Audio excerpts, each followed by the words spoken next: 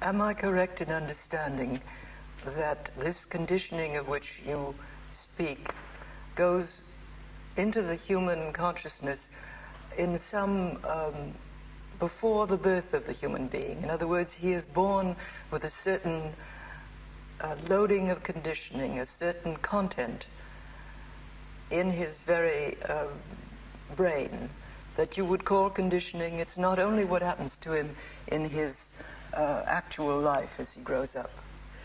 Not only that, but we use the word consciousness.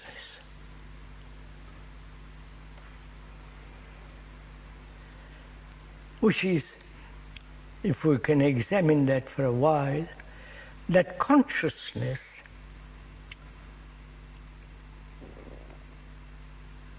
is all our reactions, responses, all our idiosyncrasies and tendencies, both biological as well as psychological, and all the beliefs, faith, the gods man has invented, the rituals, the daily routine of work with its boredom, with its mechanical responses,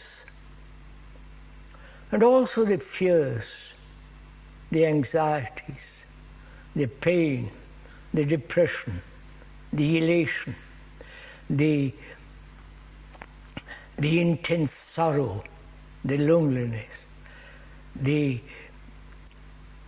uncertainty of the future, all that,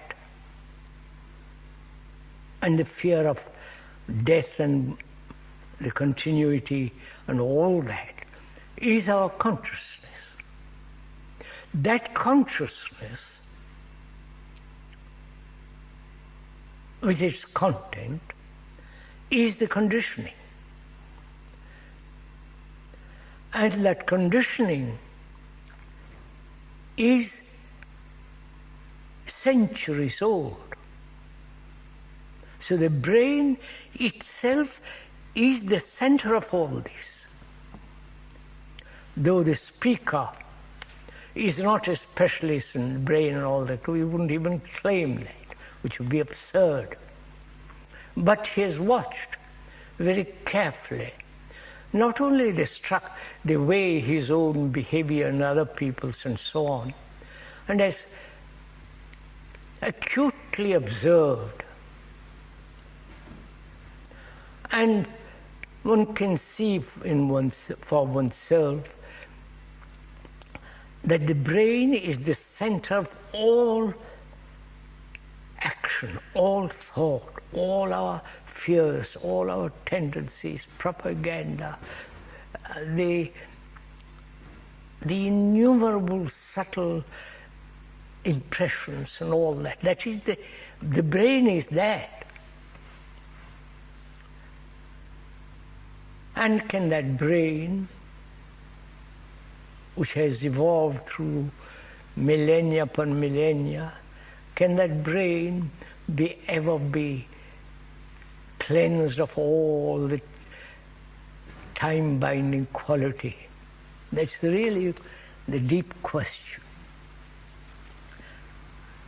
Probably one never asked this question, because the biologists and the others are really interested in research the quality of the brain, how the brain works, how the electrical responses and so on.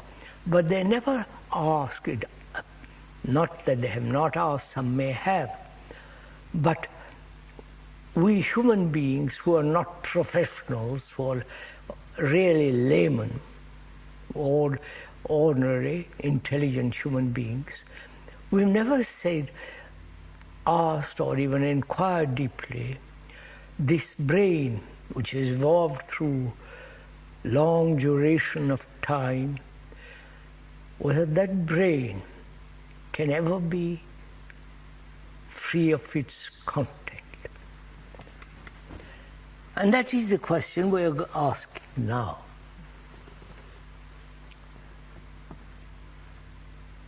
can the brain itself, which has been programmed and conditioned, ever ask that question? Or one really watches very diligently, acutely, how the brain works in our daily life, how it reacts, how quickly its responses are according to its background, according to its knowledge, according to its tradition. And in watching these quick responses, one discovers how conditioned those responses are. So would you include instinct in this? Instinct is part of our... Is that conditioning? Instinct is part of our conditioning, is part of our brain which has been programmed. My instinct, say from one's instinct,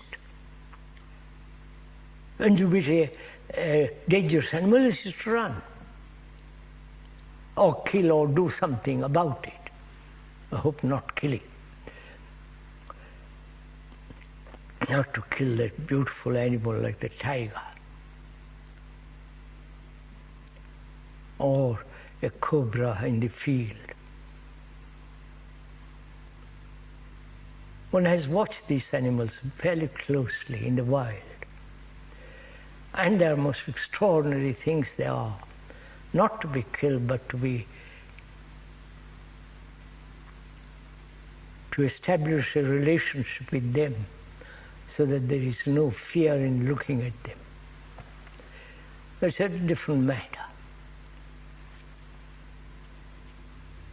Instinct, that is really quick response, is colored naturally by our past knowledge.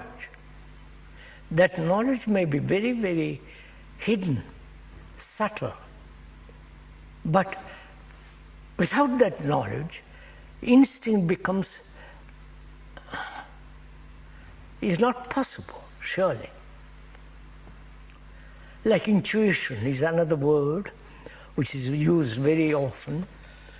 Again, that intuition may be the background of our desire, of our longing, of our hidden deep recesses of one's own brain, which has hidden fears, hidden longings, hidden loneliness, and so on. So really, what we should concern ourselves during this morning dialogue is to see whether the brain, which has evolved endlessly through time, whether that time can ever free the brain,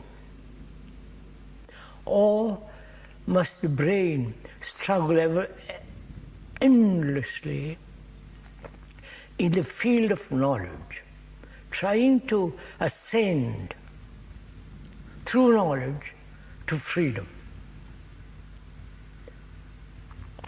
Of course, it's so obvious, knowledge can never bring freedom.